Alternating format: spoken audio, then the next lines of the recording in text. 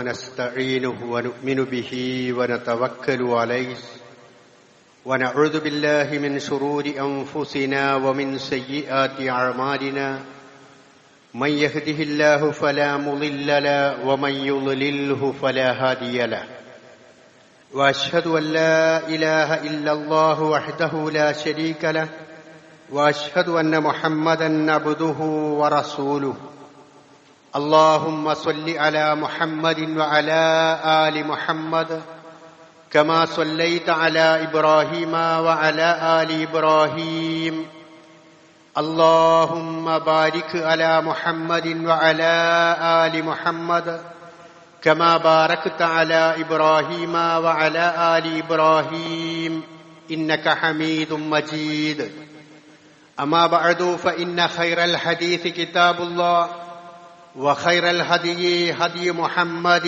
صلى الله عليه وسلم وشر الأمور محدثاتها وكل محدثة بدعة وكل بدعة ضلالة وكل ضلالة في النار يا أيها الذين آمنوا اتقوا الله حق تقاته ولا تموتن إلا وأنتم مسلمون أيها الإخوان والأخوات أوصيكم عباد الله ونفسي أولا بتقوى الله أعوذ بالله من الشيطان الرجيم بسم الله الرحمن الرحيم ثم أورثنا الكتاب الذين اصطفينا من عبادهم فمنهم ظالم لنفسه ومنهم مقتصد ومنهم سابق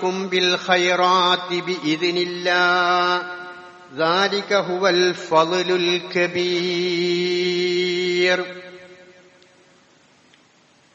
ബഹുമാന്യരായ സത്യവിശ്വാസികളെ, വിശ്വാസിനികളെ, സർവശക്തനും പരമപരിശുദ്ധനുമായ പടച്ചവന്റെ വിധിവിലക്കുകൾ ജീവിതത്തിന്റെ എല്ലാ മേഖലകളിലും സൂക്ഷിച്ച് ജീവിക്കണമെന്ന് ആദ്യമായി എന്നോടും ശേഷം നിങ്ങളോടും ഉപദേശിക്കുകയാണ്, വസിയ്യത്ത് ചെയ്യുകയാണ്. കരുണാമയനായ റബ്ബ് സുബ്ഹാനഹു വ തആലയുടെ അപാരമായ അനുഗ്രഹത്താൽ ഒരു വിശുദ്ധ റമളാനിന് കൂടി സാക്ഷികളാകുവാനും അല്ലാഹു സുബ്ഹാനഹു വ തആല ഈ മാസത്തിൽ നിറച്ചുവെച്ചിട്ടുള്ള റഹ്മത്തും മഗ്ഫിറത്തും മറ്റ് അവന്റെ ഒരുപാട് അനുഗ്രഹങ്ങളും നേടിയെടുക്കാനുമുള്ള ഭാഗ്യം നമുക്ക് കൈവന്നിരിക്കുകയാണ്. നമുക്ക് കഴിഞ്ഞുപോയതും വരാനിരിക്കുന്നതുമായ ദിനരാത്രങ്ങളെ അതിന് അള്ളാഹുവിന്റെ അടുക്കൽ കൂടുതൽ കൂടുതൽ പ്രതിഫലം ലഭിക്കുന്ന വിധത്തിൽ പ്രയോജനപ്രദമാക്കണം എന്ന് ഓർമ്മപ്പെടുത്തുകയാണ്. വിശുദ്ധ റമളാൻ എന്ന് കേൾക്കുമ്പോൾ ഒരു വിശ്വാസിയായ മനുഷ്യന്റെ മനസ്സിലേക്ക് ആദ്യം കടന്നു വരേണ്ടത് നോമ്പല്ല.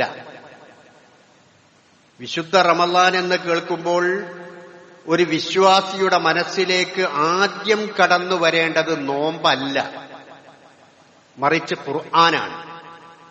കാരണം വിശുദ്ധ ഖുർആനിൽ റമളാൻ എന്ന പദം ഒരായത്തിൽ മാത്രമാണ് പ്രയോഗിച്ചിട്ടുള്ളത്. ശഹ്റു റമളാൻ അല്ലദീ ഉൻസില ഫീഹിൽ ഖുർആൻ ഹുദൽ ലിന്നാസി വബയ്യിനാതിൻ മിനൽ ഹുദാ വൽ ഫുർഖാൻ ഫമൻ ശഹിദ മിൻകുമുശ് ശഹ്റ ഫൽയസുംഹു. ആ ഒരായത്തിലാണ് റമളാൻ എന്ന പദം പ്രയോഗിച്ചിട്ടുള്ളത്. ആ പദം പ്രയോഗിച്ചതിന് ശേഷം ആദ്യമായി അല്ലാഹു സുബ്ഹാനഹു വ തആല പറയുന്നത് ഉൻസില ഫീഹിൽ ഖുർആൻ എന്ന്, അഥവാ ഖുർആൻ ഇറങ്ങിയിട്ടുള്ള മാസമാണത് എന്ന്. റമളാൻ എന്ന് കേൾക്കുന്ന സമയത്ത് നോമ്പിനെക്കുറിച്ച് നമ്മൾ ആലോചിക്കുന്നതിനേക്കാൾ മുമ്പേ നമ്മുടെ മനസ്സിലേക്ക് കടന്നു വരേണ്ടുന്ന ചിന്ത ഖുർആനുമായിട്ടുള്ള ബന്ധത്തെക്കുറിച്ചാണ്. റമള് എന്ന് പറഞ്ഞാൽ ശിദ്ദത്തുൽ ഹാർ, കഠിനമായ ചൂട് എന്നാണ് അർത്ഥം. അതിന്റെ മുബാലഗ രൂപമാണ് റമളാൻ എന്ന് പറയുന്നത്. അഥവാ കൊടും ചൂട് എന്നാണ് അതിന് അർത്ഥമുണ്ടാവുക. കരിച്ചു കളയുന്നത് എന്നോ കൊടും ചൂട് എന്നോ ഒക്കെ അർത്ഥം പറയാവുന്നതാണ്. പ്രവാചക തിരുമേനി സല്ലല്ലാഹു അലൈഹി വസല്ലമക്ക് ദിവ്യ സന്ദേശം ലഭിച്ചിട്ടുള്ള പ്രദേശത്തെക്കുറിച്ച് നമുക്കറിയാം. മണലാരണ്യം നിറഞ്ഞ പ്രദേശമാണ്. കൊടും ചൂടാണ് അവിടെയുള്ളത്. ഒരു മാംസക്കഷ്ണം ആ മണലാരണ്യത്തിലേക്ക് ഇട്ടാൽ അല്പം കഴിഞ്ഞ് ഒന്ന് മറിച്ചിട്ടാൽ അത് വെന്ത് കിട്ടും. അത്രമാത്രം ചൂടേറിയ മണലു മാത്രമാണ്. ആ പ്രകൃതിയിൽ പ്രകൃതി രമണീയമായിട്ടുള്ളതൊന്നും അന്ന് കാണുവാനില്ല. ഈ ഖുർആൻ ഇറങ്ങിയ സമയത്ത് അറേബ്യ എന്ന ആ മണൽ പ്രദേശത്ത് കണ്ണഞ്ചിപ്പിക്കുന്ന കാഴ്ചകളൊന്നും കാണുവാനില്ല. അങ്ങനെയൊരു സമയത്ത് കൊടും ചൂടുള്ള ആ ചുട്ടരിയുന്ന ആ അവസ്ഥയിൽ അല്ലാഹു സുബ്ഹാനഹു വ തആല മഴയായി, തെളിനീരായി, പെരുമഴയായി ഇറക്കിക്കൊടുത്തിട്ടുള്ളതാണ് വിശുദ്ധ ഖുർആൻ. ആ കൊടും ചൂടുള്ള വറ്റി വരണ്ട് നിൽക്കുന്ന, ആത്മീയമായും വറ്റി വരണ്ട് പോയിട്ടുള്ള ആ തലമുറയിലേക്ക് അല്ലാഹു സുബ്ഹാനഹു വ തആല ജലമായി, അതുപോലെ മഴയായി ഇറക്കിക്കൊടുത്തിട്ടുള്ളതാണ് ഖുർആൻ എന്ന് പറയുന്നത്. ഹിദായത്തിനെ, പ്രവാചകന് ലഭിച്ചിട്ടുള്ള ഹിദായത്ത്, വിശുദ്ധ ഖുർആനായിട്ടുള്ള ഹിദായത്ത്, ഇതിനെയൊക്കെ മഴയോട് ഖുർആനും പ്രവാചകചര്യയും ഉപമിക്കുന്നത് നമുക്ക് കാണാവുന്നതാണ്. പ്രവാചകൻ സല്ലല്ലാഹു അലൈഹി വസല്ലം പറഞ്ഞു, ഇന്ന മസലമാ ആതാനിയല്ലാഹു മിനൽ ഹുദാ വൽ ഇൽമി കമസലി ഗൈസിൻ. അല്ലാഹു സുബ്ഹാനഹു വ തആല എനിക്ക് നൽകിയിട്ടുള്ള ഹിദായത്തും അതുപോലെ ഇൽമും അറിവുമെല്ലാം അതെല്ലാം കമസലി ഗൈസിൻ, ഒരു മഴയെപ്പോലെയാണ്. ഒരു മഴയെപ്പോലെയാണ്. അത് നനവുണ്ടാക്കുന്നതാണ്. അത് മനുഷ്യന്റെ മനസ്സിനെ ഏറ്റവും സുന്ദരമാക്കി തീർക്കുന്നതാണ്. അതുകൊണ്ട് വരണ്ടുണങ്ങിയ നമ്മുടെ മനസ്സിലേക്ക് പെയ്തിറങ്ങുന്ന മഴയായിട്ടാണ് ഖുർആനിനെ അല്ലാഹു സുബ്ഹാനഹു വ തആല നമുക്ക് പരിചയപ്പെടുത്തി തരുന്നത്. ഈ നോമ്പ് കാലത്ത് നോമ്പിനേക്കാൾ അടുത്ത ബന്ധം നാം സ്ഥാപിക്കേണ്ടതും ഈ ഖുർആനുമായിട്ടാണ്. അതുപോലെ തന്നെ ഏഴാനാകാശത്തിനപ്പുറത്ത് നിന്ന് അല്ലാഹു സുബ്ഹാനഹു വ തആല നമുക്ക് അയച്ചു തന്നിട്ടുള്ള ഒരു കാർഗോ ആണ് വിശുദ്ധ ഖുർആൻ എന്ന് നാം ഒന്ന് സങ്കല്പിച്ചു നോക്കുക. നമ്മുടെ ഉറ്റവരായ ആളുകൾ, നമ്മുടെ കൂടെ പിറന്നവർ, നമുക്ക് വേണ്ടപ്പെട്ട ആളുകൾ ഗൾഫ് നാടുകളിൽ നിന്നോ മറ്റ് സ്ഥലങ്ങളിൽ നിന്നോ നമുക്കൊരു കാർഗോ അയച്ചു തരികയാണ്. അത് നമ്മുടെ ഭർത്താവാണ്, അല്ലെങ്കിൽ നമ്മുടെ പിതാവാണ്. അങ്ങനെയാണ് എങ്കിൽ നമുക്ക് അതിലെന്താണ് ഉള്ളത്, അത് നമുക്ക് കൈപ്പറ്റിക്കഴിഞ്ഞാൽ എന്താണ് അതിലുള്ളത് എന്നറിയാനുള്ള ഒരു ആകാംക്ഷയുണ്ടാകും, ഒരു കൗതുകമുണ്ടാകും. അതുപോലെ അല്ലാഹു സുബ്ഹാനഹു വ തആല അങ്ങകലെ ഏഴാനാകാശത്തിനും അപ്പുറത്തു നിന്ന് നമ്മളിലേക്ക് അയച്ചു തന്നിട്ടുള്ള ഈ കാർഗോ, വിശുദ്ധ ഖുർആനാകുന്ന കാർഗോ, ആ കാർഗോയിൽ എന്താണ് ഉള്ളത് എന്നറിയാനുള്ള ആകാംക്ഷ, കൗതുകം, പൂതി, ആഗ്രഹം, ഇതെല്ലാം നമ്മുടെ മനസ്സുകളിൽ നിറഞ്ഞു നിൽക്കണം. അത് നമ്മുടെ ജീവിതത്തിന്റെ ഒരു ഗൈഡ് ലൈനാണ്. എങ്ങനെയാണ് നമ്മുടെ ജീവിതം മുന്നോട്ട് കൊണ്ടുപോകേണ്ടത് എന്ന് പഠിപ്പിക്കുകയാണ്. ഏതെല്ലാം വഴികളിലൂടെ അത് സഞ്ചരിക്കാം എന്ന് പറയുകയാണ്. നാം എന്ന് പറയുന്ന ഒരു പല വിധത്തിലുള്ള പ്രവർത്തനങ്ങൾ നടക്കുന്ന, അത്ഭുതകരമായ പ്രവർത്തനങ്ങൾ നടക്കുന്ന ഒരു മെഷീൻ, അത് എങ്ങനെ പ്രവർത്തിപ്പിക്കണം? നാം ഒരു വസ്തു വാങ്ങുമ്പോൾ കാറ്റലോഗ് ലഭിക്കാറുണ്ട്. അതിന് വിരുദ്ധമായിട്ട് അത് പ്രവർത്തിച്ചാൽ അത് നശിച്ചു പോകും, കേടുവന്നു പോകും. അതുപോലെ ജീവിതത്തിന്റെ കാറ്റലോഗായിക്കൊണ്ട് അല്ലാഹു സുബ്ഹാനഹു വ തആല നമുക്ക് സമ്മാനിച്ചിട്ടുള്ള ഈ വിശുദ്ധ ഖുർആൻ, ആ വിശുദ്ധ ഖുർആൻ ഇറങ്ങിയിട്ടുള്ള ദിവസത്തിന് പ്രത്യേകതയുണ്ട്. ആ വിശുദ്ധ ഖുർആൻ ഇറങ്ങിയിട്ടുള്ള മാസത്തിന് പ്രത്യേകതയുണ്ട്. ആ വിശുദ്ധ ഖുർആനിന്റെ ഓരോ ഹർഫുകൾക്കും പ്രത്യേകതയുണ്ട്. അതൊക്കെ നാം ഒരുപാട് തവണകളിൽ കേട്ടിട്ടുള്ളതാണ്. ആ ഇറങ്ങിയിട്ടുള്ള ലൈലത്തുൽ ഖദറിനെ കുറിച്ച്, അതുപോലെ മാസമാകുന്ന വിശുദ്ധ റമളാൻ മാസത്തെ സംബന്ധിച്ച് അക്ഷരങ്ങൾ പാരായണം ചെയ്യുമ്പോൾ ആ അക്ഷരങ്ങൾക്ക് വരെ ലഭിക്കുന്ന കൂലിയെക്കുറിച്ച് ഒക്കെ നാം പല തവണ കേട്ടിട്ടുള്ളതാണ്. എന്നാൽ നാം മനസ്സിലാക്കേണ്ടുന്ന ഒരു കാര്യം, ഈ വിശുദ്ധ ഖുർആനിനെ നാം പാരായണം ചെയ്യുമ്പോൾ ഹൃദയം കൊണ്ട് പാരായണം ചെയ്യണം എന്നതാണ്.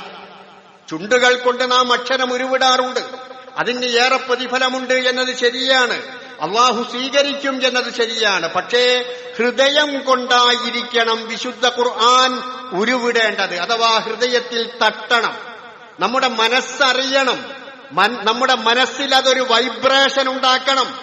ആയത്തുകൾ പാരായണം ചെയ്യുന്ന സമയത്ത് നമ്മുടെ മനസ്സറിഞ്ഞുകൊണ്ടായിരിക്കണം ആ വിശുദ്ധ ഖുർആൻ നമ്മൾ പാരായണം ചെയ്യേണ്ടത്. ഇബ്നു മസ്ഊദ് റളിയല്ലാഹു അൻഹു പറയുന്നു, ലാ തൻസറൂഹു നസ്റദ്ദഖൽ, ഉണങ്ങിയ കാരക്ക വീഴുന്നത് പോലെ നിങ്ങളിൽ നിന്ന് വീഴുന്നവരാകരുത് ഈ ഖുർആനിന്റെ വചനങ്ങൾ. ഉണങ്ങിയ കാരക്ക മരത്തിൽ നിന്ന് വീഴുമ്പോ അതിന് പ്രത്യേകമായ ഒരു ലക്ഷ്യമുണ്ടാവില്ല. അത് ഏതെങ്കിലും കല്ലിലേക്കോ കൊടിയിലേക്കോ മറ്റ് സ്ഥലങ്ങളിലേക്കോ കാറ്റടിക്കുന്നതിനനുസരിച്ചുകൊണ്ട് വിവിധ സ്ഥലങ്ങളിൽ വീഴും.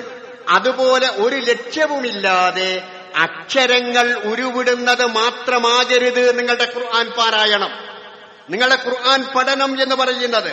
ഖിഫൂ ഇൻദ അജായിബിഹി, അതിനെ അത്ഭുതപ്പെടുത്തുന്ന സ്ഥലങ്ങളിൽ നിങ്ങൾ നിൽക്കണം. ഖുർആൻ ഓതുമ്പോ അത്ഭുതപ്പെടുത്തുന്ന സ്ഥലങ്ങളിൽ നിങ്ങൾ നിൽക്കണം. ഇബ്നു മസ്ഊദ് റളിയല്ലാഹു അൻഹു പറയുകയാണ്, അതിനെന്തു വേണം? അത്ഭുതപ്പെടുത്തുന്ന സ്ഥലങ്ങൾ ഉണ്ടോ? നമ്മോട് ചോദിക്കുകയാണ്. ഒരാൾ ചോദിച്ചു എന്നിരിക്കട്ടെ, നീ ഒരു മുസ്ലിമാണ്, ഷഹാദത്ത് കലിമ ചൊല്ലിയിട്ടുള്ള മുസ്ലിം, ഏതായത്താണ് വിശുദ്ധ ഖുർആനിൽ നിന്നെ ഏറ്റവും കൂടുതൽ അത്ഭുതപ്പെടുത്തിയത്? ഏതായത്താണ് വിശുദ്ധ ഖുർആനിൽ നിന്നെ ഏറ്റവും കൂടുതൽ സന്തോഷിപ്പിച്ചത്? ഏതായത്താണ് വിശുദ്ധ ഖുർആനിൽ നിന്നെ ഏറ്റവും കൂടുതൽ സങ്കടപ്പെടുത്തിയത്? ഏതായത്താണ് വിശുദ്ധ ഖുർആനിൽ നിന്നെ ഏറ്റവും കൂടുതൽ ഭീതിപ്പെടുത്തിയത് എന്നൊക്കെ ചോദിച്ചാൽ മുസ്ലിങ്ങളായ നാം എന്തു മറുപടി പറയും? ഞാനടക്കമുള്ള നമ്മൾ ഓരോരുത്തരും എന്തു മറുപടി പറയും? നാം കണ്ടെത്തേണ്ടതല്ലേ അത്? അതുകൊണ്ട് അതിന്റെ അത്ഭുതങ്ങൾ, അതിന്റെ ആശ്ചര്യങ്ങൾ ഇതെല്ലാം വരുന്ന സമയത്ത് അവിടെ നിങ്ങളൊന്ന് നിന്ന് ഒരുപക്ഷെ കണ്ണുനീർ പൊഴിക്കുന്നതാകാം, ഒരുപക്ഷെ ചിരിക്കേണ്ടതാകാം, ഒരുപക്ഷെ പുഞ്ചിരിക്കേണ്ടതാകാം, അത്ഭുതം പ്രകടിപ്പിക്കേണ്ടതാകാം. അതുപോലെയുള്ള സ്ഥലങ്ങളിലൊക്കെ നിർത്തിക്കൊണ്ടായിരിക്കണം നിങ്ങൾ ഖുർആൻ പാരായണം ചെയ്യേണ്ടത്. നമുക്കറിയാമല്ലോ, പ്രവാചക തിരുമേനി സല്ലല്ലാഹു അലൈഹി വസല്ലമക്ക് ഇബ്നു മസ്ഊദ് റളിയല്ലാഹു അൻഹു ഖുർആൻ ഓതി കേൾപ്പിച്ചു കൊടുത്ത സമയത്ത് ഫകൈഫ ഇദാ ജിഇനാ മിൻ കുല്ലി ഉമ്മത്തിൻ ബിശഹീദ് എന്ന ആയത്ത് വന്നപ്പോ പ്രവാചകൻ ഇബ്നു മസ്ഊദ് റളിയല്ലാഹു അൻഹുവിനോട് നിർത്താൻ ആവശ്യപ്പെട്ടത് പലതവണ നമ്മൾ കേട്ടതാണ്. അദ്ദേഹത്തിന്റെ പ്രവാചകന്റെ മുഖത്തേക്ക് നോക്കിയപ്പോ പ്രവാചകന്റെ കണ്ണിൽ നിന്ന് കണ്ണുനീർ ധാരധാരയായി ഒഴുകുന്നു. കാരണം അന്വേഷിച്ചപ്പോ അള്ളാഹുവിന്റെ അടുക്കൽ സാക്ഷിയായി ഞാൻ ഹാജരാക്കപ്പെടുന്ന ആ രംഗത്തെക്കുറിച്ച് പ്രവാചക തിരുമേനി സല്ലല്ലാഹു അലൈഹി വസല്ലമ ഓർത്തുപോയതാണ്. അതുകൊണ്ട് അത്തരത്തിലുള്ള ഓർമ്മകൾ നമ്മുടെ ജീവിതത്തിലേക്ക് കടന്നു വരേണ്ടതാണ്. അതുപോലെ വഹർരിഖൂഹു ബിഹിൽ ഖുലൂബ്, അത് നിങ്ങൾ പാരായണം ചെയ്യുമ്പോ നിങ്ങളുടെ ഹൃദയങ്ങൾ ചലിക്കണം. വലായകുൻ ഹമ്മ അഹദികും ആഖിറ സൂറ, ഒരു സൂറത്തിന്റെ ഓരോ പേജും ഇങ്ങനെ കഴിഞ്ഞിട്ട് എനിക്ക് ഖത്തം തീർക്കണം എന്നതുകൊണ്ട് ആ ആവേശത്തിൽ പേജുകൾ വേഗം വേഗം തീരട്ടെ, അടുത്ത സൂറത്തിലേക്ക് വരട്ടെ എന്ന ധൃതിയല്ല നിനക്ക് വേണ്ടത്. ആ ധൃതിയല്ല വേണ്ടത്, മറിച്ച് ഓതുന്നതിൽ അത് നിന്റെ ഹൃദയത്തിൽ പഠിക്കുന്ന രൂപത്തിൽ, മനസ്സിലാക്കുന്ന രൂപത്തിലാണ് നിന്റെ ജീവിതത്തെ നീ ക്രമപ്പെടുത്തേണ്ടത് എന്ന് ഇബ്നു മസ്ഊദ് റളിയല്ലാഹു അൻഹു പറയുകയുണ്ടായി.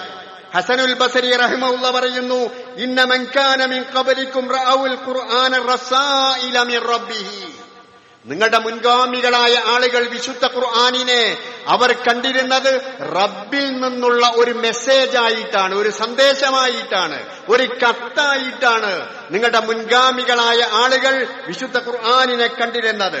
വകാനൂ യതദബ്ബറൂനഹാ ബില്ലൈൽ വയംഫിദൂനഹാ ബിന്നഹാർ, അവർ രാത്രികാലങ്ങളിൽ ആ ഖുർആനിൽ തദബ്ബുർ നടത്തുമായിരുന്നു. തദബ്ബുർ ഖുർആനിനെ പറ്റി ഉറ്റാലോചിച്ചുകൊണ്ട് അതിന്റെ ആഴങ്ങളിലേക്ക് ഇറങ്ങിക്കൊണ്ടുള്ള പഠനം അത് രാത്രികാലങ്ങളിൽ അവർ നടത്തിയിരുന്നു. വയംഫിദൂനഹാ ബിന്നഹാർ, പകൽ സമയങ്ങളിൽ അവർ അത് പരിശോധിക്കുകയും അതിനനുസരിച്ചാണോ ഞങ്ങളുടെ ജീവിതം എന്ന് പരിശോധിക്കുകയും ചെയ്യാറുണ്ടായിരുന്നു എന്ന് ഹസനുൽ ബസരി റഹ്മത്തുള്ളാഹി അലൈഹി പറയുന്നതായി നമുക്ക് കാണാവുന്നതാണ്. ഇബ്നു മസ്ഊദ് റളിയല്ലാഹു അൻഹുവിനോടൊപ്പം ഇബ്നു മുലൈക്ക എന്ന് പറയുന്ന താബി ഒരു ദിവസം രാത്രി താമസിക്കുകയാണ്. അദ്ദേഹം പറയുകയാണ്, സഹിബത്തുൽ ലൈല, ഞാൻ ഇബ്നു മസ്ഊദ് റളിയല്ലാഹു അൻഹുവിനോടൊപ്പം രാത്രിയിൽ താമസിച്ചു. അങ്ങനെ വയുറത്തിലുൽ ഖുർആന ഹർഫൻ ഹർഫ, അദ്ദേഹം ഓരോ ഹർഫായി ഖുർആൻ ഓതുകയാണ്. അഥവാ ഓതുന്നത് സ്പീഡിലാക്കി പെട്ടെന്ന് തീർക്കാനല്ല, മറിച്ച് അത് എന്താണ് പറയുന്നത് എന്ന് മനസ്സിരുത്തിക്കൊണ്ട് ഹർഫൻ ഹർഫ അങ്ങനെ വിശുദ്ധ ഖുർആൻ പാരായണം ചെയ്യുകയാണ്. വയുക്സിറു ഫീ ദാലിക മിനത്ത് തസ്ബീഹി വന്നഹീബി, അദ്ദേഹത്തിന്റെ പാരായണത്തിൽ അധികമായ സമയങ്ങളിൽ സുബ്ഹാനല്ലാഹ് തസ്ബീഹ് ചെല്ലുന്നതായിട്ടും ഏങ്ങിക്കരയുന്നതായിട്ടും കാണാൻ എനിക്ക് സാധിച്ചു.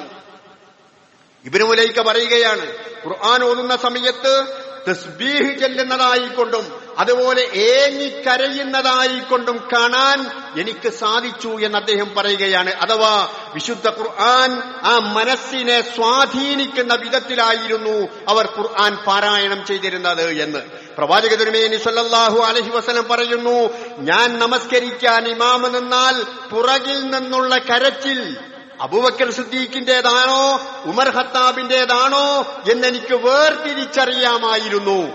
ഖുർആൻ ഓതുമ്പോ പ്രവാചകൻ ഖുർആൻ പാരായണം ചെയ്യുമ്പോ ആ പാരായണത്തിൽ അവർ കരഞ്ഞിരുന്ന ആ കരച്ചിലിന്റെ ശബ്ദം കേട്ടാൽ നിൽക്കുന്ന എനിക്ക് പുറകിലുള്ള അബൂബക്കർ സിദ്ദീഖ് റളിയല്ലാഹു അൻഹു ആണോ കരയുന്നത്, അതല്ല ഉമർ റളിയല്ലാഹു അൻഹു ആണോ എന്ന് വേർതിരിച്ച് എനിക്ക് മനസ്സിലാക്കുവാൻ സാധിക്കുന്നതാണ് എന്ന് അദ്ദേഹം പ്രവാചകൻ സല്ലല്ലാഹു അലൈഹി വസല്ലമ പറയുന്നതായി നമുക്ക് കാണാൻ സാധിക്കുന്നതാണ്. അതുപോലെ നമുക്ക് ഏറ്റവും പ്രിയപ്പെട്ടവരുമായി ഒന്ന് ഒത്തുകൂടി നിൽക്കൽ, അവരുമായി ഇടപഴകൽ ഏറ്റവും ഇഷ്ടമുള്ള കാര്യമാണ്. ലാ ശൈഉൻ ഇൻദൽ മുഹിബ്ബീന അഹ്ലാമി കലാമി മഹ്ബൂബിഹിം, ഏറ്റവും ഇഷ്ടമുള്ള സുഹൃത്തുക്കളുമായി കൂട്ടുകാരുമായി സംസാരിച്ചിരിക്കുക എന്നത് നമുക്കേറെ ഇഷ്ടമുള്ള കാര്യമാണ്. അതിനുവേണ്ടി നമ്മൾ എത്ര സമയവും ചെലവഴിക്കും, അത് നമുക്ക് ജീവിതത്തിൽ എത്ര സന്തോഷം നിറഞ്ഞ നിമിഷമാണ്. അതുപോലെയാകണം വിശുദ്ധ ഖുർആൻ.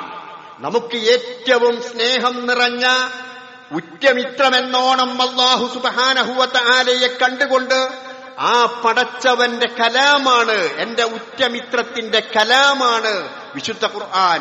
ആ കലാം എത്രയും കേൾക്കാൻ, ആ കലാം എന്റെ മനസ്സിലേക്ക് ഇറങ്ങിച്ചെല്ലുന്ന വിധത്തിൽ അതിനെ ആസ്വദിക്കാൻ കഴിയുന്ന വിധത്തിലാകണം എന്ന് പണ്ഡിതന്മാരായ ആളുകൾ നമുക്ക് പഠിപ്പിച്ചു വരികയാണ്.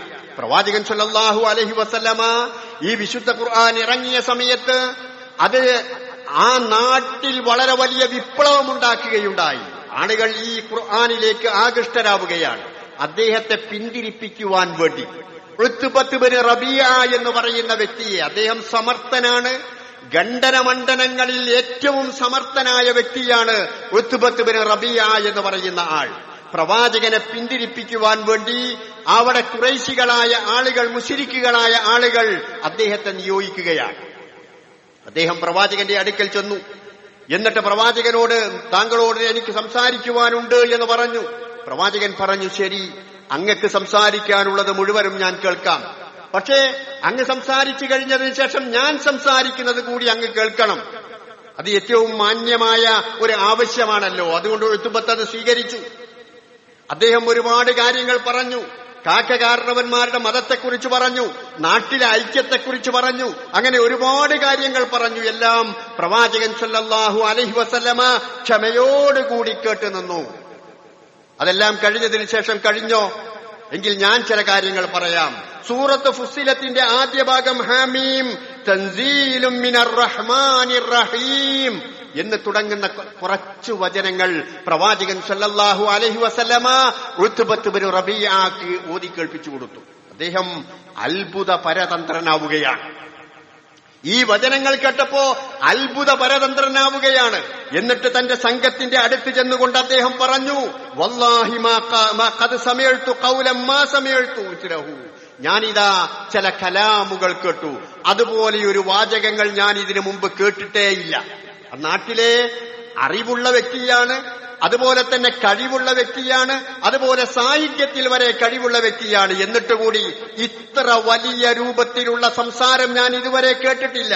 വല്ലാഹി മാ ഹുവ ബിസ്സിഹ്ർ, അതൊരു സിഹ്റല്ല, വലാ ബിശ്ശിർ, അത് കവിതയല്ല, വലാ ബിൽ കഹാന, അത് ജ്യോത്സ്യമല്ല. യാ മഅ്ശറ ഖുറൈശ് അത്തിഊനി, അതുകൊണ്ട് ഖുറൈശികളെ ഞാൻ പറയുന്നത് നിങ്ങൾ അനുസരിച്ചോളൂ, കേട്ടോളൂ എന്ന് പറഞ്ഞുകൊണ്ട് അദ്ദേഹം ഈ ചുരുങ്ങിയ ആയത്തുകൾ കേട്ടപ്പോ അദ്ദേഹത്തിന്റെ മനസ്സിൽ അത് ആഞ്ഞു തറക്കുകയാണ് അദ്ദേഹത്തിന്റെ മനസ്സിലേക്ക്. പ്രവാചകൻ ആ മൂന്നാളുകൾ വിശുദ്ധ ഖുർആൻ കേൾക്കാൻ വന്നത് നമുക്കറിയാം. അബൂബക്കർ സിദ്ദീഖിന്റെ ഖുർആൻ പാരായണത്തിന്റെ അടുക്കലേക്ക് അബൂജഹലും അബൂ സുഫിയാനും അഹ്നഫ് ഇബ്നു ഖൈസ്, ഈ ആളുകൾ ഖുർആൻ കേൾക്കാൻ വന്നിട്ടുള്ള സന്ദർഭം നമുക്കറിയാം. കാണാതെ അറിയാതെ മറ്റുള്ളവർ അറിയാതെ ആ ഖുർആനിന്റെ അത്രയ്ക്ക് വശീകരിക്കുന്ന ശൈലിയിൽ വിശുദ്ധ ഖുർആൻ പാരായണം ചെയ്യുകയാണ്. NK അഹമ്മദ് മൗലവി അദ്ദേഹം മുമ്പത്തെ 10ാം ക്ലാസ്സിലെ ഒരു പാഠപുസ്തകം, അറബി പാഠപുസ്തകത്തിൽ ഖുർആൻ സംബന്ധിച്ച ഒരു വലിയ കവിത എഴുതിയിട്ടുണ്ടായിരുന്നു. അതിൽ അദ്ദേഹം പറയുന്നു, വഹുവൽ മുമീലു ലികുല്ലി ഖൽബിൻ ഇന്നഹു ബിതലാവതിൻ വഹലാവതിൻ മുസ്ദാനു. അത് ഖുർആൻ അറിഞ്ഞുകൊണ്ട് അത് പാരായണം ചെയ്യുന്ന ആളുകളുടെ മനസ്സുകളെ വശീകരിക്കുന്നതാണ് ഖുർആൻ. ആ ഖുർആനിലേക്ക് അവനെ അത് തെളിച്ചു കളയുന്നതാണ്. അഅ്ലിം ബിദിക്രിൻ അൻസലർ റഹ്മാനു ഫഹുവൽ കിതാബുൽ മുഅ്ജിസുൽ ഫുർഖാനു എന്ന് തുടങ്ങി അദ്ദേഹം അതിന്റെ ഒരുപാട് പ്രത്യേകതകൾ അദ്ദേഹം വിശദീകരിക്കുകയാണ്. ഇതുപോലെ ആ ഖുർആനിന്റെ ആയത്തുകൾ കേട്ട് അവർ അതിൽ വശീകരിച്ചു പോവുകയാണ്. പരസ്പരം കണ്ടുമുട്ടിയപ്പോൾ എന്തിനാ വന്നത്, കുറെയൊക്കെ പറയാതിരുന്നെങ്കിലും അവസാനം പറഞ്ഞു പോവുകയാണ്. ആ ഖുർആനിന്റെ വശ്യസുന്ദരമായ ശൈലി കണ്ടുകൊണ്ട് കേൾക്കാൻ വന്നതാണ് എന്ന് പറയുകയാണ്. നജാശി രാജാവിന്റെ അടുക്കൽ ചെന്നുകൊണ്ട് ഖുർആൻ പാരായണം ചെയ്തു. ആ ഖുർആൻ പാരായണം ചെയ്തപ്പോ ജഅഫർ റളിയല്ലാഹു അൻഹു അവിടെ വെച്ചുകൊണ്ട് നിങ്ങളുടെ പ്രവാചകൻ എന്തൊക്കെയാണ് പറയുന്നത്, മുൻകാലത്ത് കഴിഞ്ഞുപോയ പ്രവാചകന്മാരെ കുറിച്ച് എന്താണ് പറയുന്നത് എന്നൊക്കെ ചോദിച്ചപ്പോ സൂറത്തു മറിയമിന്റെ ആദ്യ ഭാഗം ജഅഫർ റളിയല്ലാഹു അൻഹു പാരായണം ചെയ്തു. കാഫ് ഹാ യാ ഐൻ സ്വാദ് ദിക്റു റഹ്മത്തി റബ്ബിക അബ്ദഹു സക്കരിയ ഇദ് നാദാ റബ്ബഹു നിദാഅൻ ഖഫിയ തുടങ്ങിയ ആയത്തുകൾ. അത് മറിയം ബീവിയെക്കുറിച്ച്, ഈസാ നബിയെക്കുറിച്ചൊക്കെ പറയുന്ന അതിന്റെ വസ്തുതകൾ വിവരിക്കുന്ന കാര്യമാണ്. ഇതെല്ലാം കേട്ടുകഴിഞ്ഞപ്പോ, അല്പ ആയത്തുകൾ കേട്ടുകഴിഞ്ഞപ്പോ നജ്ജാശി രാജാവ് പ്രതികരിക്കുന്നത് എന്താ, ഇന്ന ഹാദാ വല്ലദീ ജാഅ ബിഹി മൂസ, ഈ മുഹമ്മദിന്റെ അടുക്കൽ വന്ന ആള് തന്നെയാണ് മൂസയുടെ അടുക്കൽ വന്നത്. ലിയഖ്റുജ ഫീ മിശ്കാത്തിൻ വാഹിദിൻ, ഇതൊക്കെ ഒരേ വളക്ക് മാടത്തിൽ നിന്നുള്ളതാ, ഒരേ പ്രകാശ ഗോപുരത്തിൽ നിന്നുള്ളതാണ്.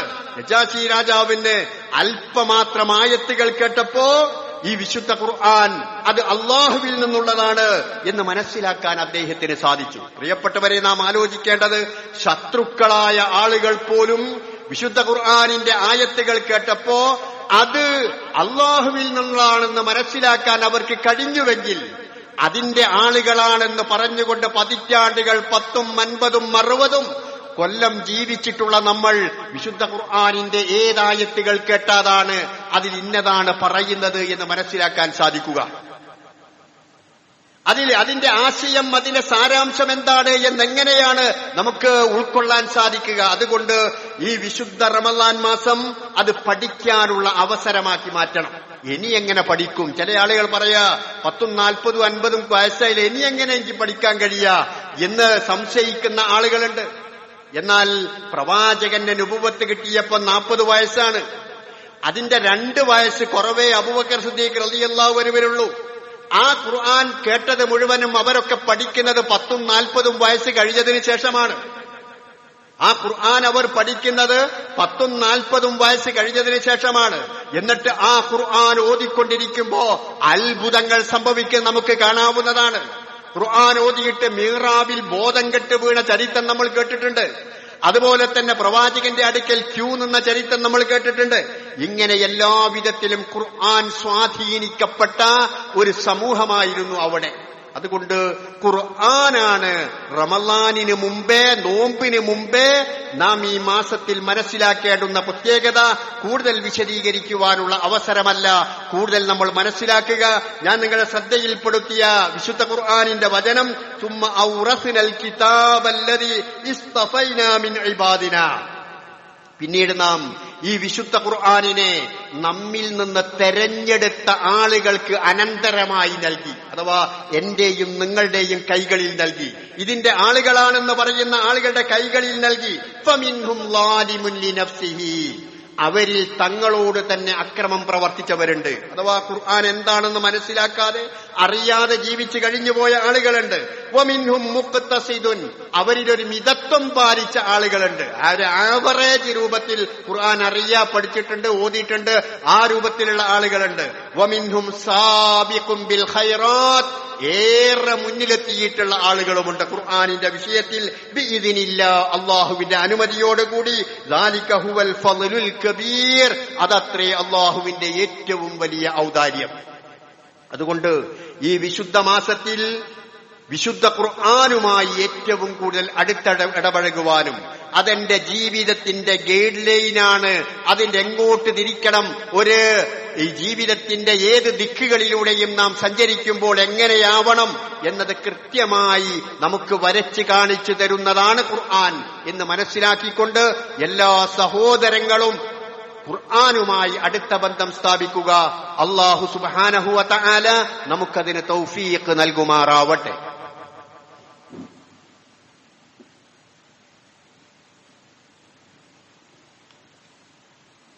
അൽഹംദുലില്ലാഹ് വസല്ലല്ലാഹു അലാ മുഹമ്മദ് സ്വലാത്തൻ തദൂമു ബിഹി ഇലാ യൗമിൽ ഹിസാബ്.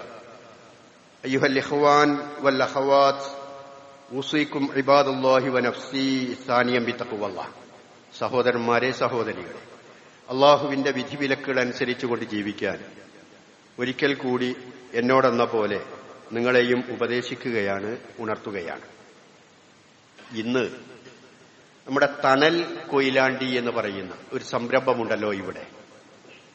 വൃക്കരോഗികളായ ആളുകൾക്ക് സൗജന്യമായി ഡയാലിസിസ് ചെയ്തു കൊടുക്കുക, അതുപോലെ ഫിസിയോതെറാപ്പി, നിത്യരോഗികൾക്ക് മരുന്നുകൾ, ഇതുപോലെയുള്ള ഒരുപാട് ആരോഗ്യരംഗത്തുള്ള പ്രവർത്തനങ്ങൾ നടത്തുന്ന ഈ തണൽ കൊയിലാണ്ടി എന്ന സംരംഭത്തിന് വേണ്ടിയുള്ള കളക്ഷനാണ് ഇന്ന് നടക്കുന്നത്. 6 ലക്ഷം രൂപയിലധികം ഒരു മാസം ചെലവ് വരുന്ന ഒരു സംരംഭമാണിത്. ഭീമമായ ഇത്രയും സംഖ്യ സർക്കാരിന്റെ ആരോഗ്യ ഇൻഷുറൻസിൽ നിന്ന് അല്പമാത്രമൊക്കെ ലഭിച്ചിരുന്നുവെങ്കിലും സാമ്പത്തിക പ്രയാസങ്ങളുടെ കാരണം പലപ്പോഴും ഇപ്പോൾ കിട്ടാറില്ല എന്നാണ് സംഘാടകരായ ആളുകൾ പറയുന്നത്. ഉദാരമതികളായ ആളുകളുടെ സഹകരണങ്ങൾ കൊണ്ടാണ് ഇത്തരത്തിലുള്ള വേറെയും ഒരുപാട് സംരംഭങ്ങൾ ഇവിടെയുണ്ട്. ആ സംരംഭങ്ങളൊക്കെ മുന്നോട്ട് പോകുന്നത്. അള്ളാന്റെ അടുക്കൽ ബാക്കി ഉണ്ടാവുന്നതൊക്കെയാണ്. ഒരിക്കലും ഒരാടിനെ അറുത്തു പ്രവാചകന്റെ വീട്ടിൽ, അത് ദാനം ചെയ്യാൻ വേണ്ടി പറഞ്ഞു. ദാനം ചെയ്ത് കുറെ കഴിഞ്ഞപ്പോ നബി സല്ലല്ലാഹു അലൈഹി വസല്ലമ ആയിഷ ബീബി റളിയല്ലാഹു തആല അൻഹയോട് ചോദിച്ചു, ഇനി എന്താണ് ബാക്കിയുള്ളത്, എല്ലാം കൊടുത്തു കഴിഞ്ഞോ? ആയിഷ ബീബി പറഞ്ഞു, ഒരു കുറക് ബാക്കിയുണ്ട്, ബാക്കിയൊക്കെ സദഖ ചെയ്ത്. അപ്പൊ നബി സല്ലല്ലാഹു അലൈഹി വസല്ലം പറഞ്ഞു, കുറകല്ലാത്തതൊക്കെ ബാക്കിയായി. ഈ കുറകരി ബാക്കിയുള്ളത് നമ്മൾ കറി വെച്ച് കൂട്ടുകയാണ്, ഭക്ഷിക്കുകയാണ് ചെയ്യുക. ബാക്കിയുള്ളതാ ബാക്കി. നമ്മൾ കൊടുത്തതാണ്, നമ്മൾ നൽകിയതാണ്, നമ്മൾ സദഖ ചെയ്തതാണ്, ദാനം ചെയ്തതാണ് ബാക്കിയാവുന്നത്. കഴിഞ്ഞ ഖുതുബയിൽ ഞാൻ സൂചിപ്പിച്ചതുപോലെ തന്നെ അള്ളാഹു 2 കരങ്ങൾ നീട്ടിക്കൊണ്ട് ഈ സ്വീകരിക്കുന്ന സമ്പാദ്യം ഒരിക്കലും നഷ്ടം സംഭവിക്കാതെ അള്ളാഹുവിന്റെ അടുക്കൽ വെച്ചുകൊണ്ട് വലിയ മലകളായി പർവ്വതങ്ങളായി നമുക്ക് തിരിച്ചു കിട്ടും.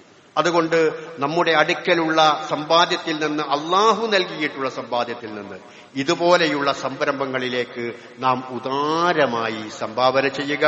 അള്ളാഹു സുബ്ഹാനഹു വ തആല അതിനുള്ള സന്മനസ്സും തൗഫീഖും നൽകി നമ്മെ അനുഗ്രഹിക്കുമാറാകട്ടെ. സർവാധിനാഥനായ തമ്പുരാനെ, ഈ വിശുദ്ധ റമളാൻ മാസത്തിൽ വിശുദ്ധ ഖുർആനുമായി ഏറ്റവും കൂടുതൽ ബന്ധം സ്ഥാപിക്കുന്ന വിശ്വാസിനികളിൽ ഞങ്ങളെ എല്ലാവരെയും നീ ഉൾപ്പെടുത്തി അനുഗ്രഹിക്കണമേ റഹ്മാനെ. ഒരു പോരായ്മയുമില്ലാത്ത രൂപത്തിൽ നോമ്പനുഷ്ഠിക്കുവാനുള്ള ഭാഗ്യം ഞങ്ങൾക്കെല്ലാവർക്കും നീ നൽകണമേ തമ്പുരാനെ. അല്ലാഹുവേ, കൂടുതൽ കൂടുതൽ പുണ്യകർമ്മങ്ങൾ ധാരാളമായി ചെയ്തുകൊണ്ട് ഈ വിശുദ്ധ മാസത്തിൽ നീയുമായി കൂടുതൽ അടുക്കുവാനുള്ള ഭാഗ്യം ഞങ്ങൾക്കെല്ലാവർക്കും നീ നൽകണമേ തമ്പുരാനെ. അല്ലാഹുവേ, ഞങ്ങൾ ചെയ്തു പോയ എല്ലാ തെറ്റുകുറ്റങ്ങളും ഞങ്ങൾക്കെല്ലാവർക്കും നീ പുറത്തു മാപ്പാക്കി തരണമേ റഹ്മാനെ. അല്ലാഹുവേ, ഞങ്ങളോട് വിട പറഞ്ഞ മാതാപിതാക്കളും ബന്ധുമിത്രാദികളും സ്നേഹജനങ്ങളും വിശ്വാസിനികളും എല്ലാവർക്കും നീ മഗ്ഫിറത്തും മർഹമത്തും നൽകി അനുഗ്രഹിക്കണമേ തമ്പുരാനെ. അല്ലാഹുവേ, ഈ സമയം വിവിധ പരീക്ഷകളുടെ സമയമാണ്. SSLC, +2 അതുപോലെയുള്ള പരീക്ഷകളുടെ സമയമാണ്. അല്ലാഹുവേ, നന്നായി പഠിക്കുവാനും പഠിച്ചത് ഓർമ്മിക്കുവാനും അത് പരീക്ഷാ പേപ്പറുകളിൽ, ആൻസർ പേപ്പറുകളിൽ പ്രകടിപ്പിക്കുവാനും ഞങ്ങളുടെ മക്കൾക്ക് അല്ലാഹുവേ നീ ഓർമ്മശക്തി പ്രദാനം ചെയ്യണമേ തമ്പുരാനെ. ഞങ്ങളുടെ കുടുംബങ്ങളിൽ നിന്ന് നീ ഞങ്ങൾക്ക് കൺകുളിർമ നൽകണമേ തമ്പുരാനെ. ഈമാനോടുകൂടി ജീവിച്ച് അങ്ങനെ തന്നെ മരണപ്പെടുവാനുള്ള, നിന്റെ സ്വർഗം നേടുവാനുള്ള ഭാഗ്യം നൽകി ഞങ്ങളെ അനുഗ്രഹിക്കണമേ റഹ്മാനെ. اللهم اغفر للمؤمنين والمؤمنات المسلمين والمسلمات الأحياء منهم والأموات إنك مجيب الدعوات يا قاضي الحاجات. اللهم أحينا على الكتاب والسنة وأمتنا مع الإيمان والتوبة. اللهم هون علينا سكرات الموت. ربنا آتنا في الدنيا حسنة وفي الآخرة حسنة وقنا عذاب النار.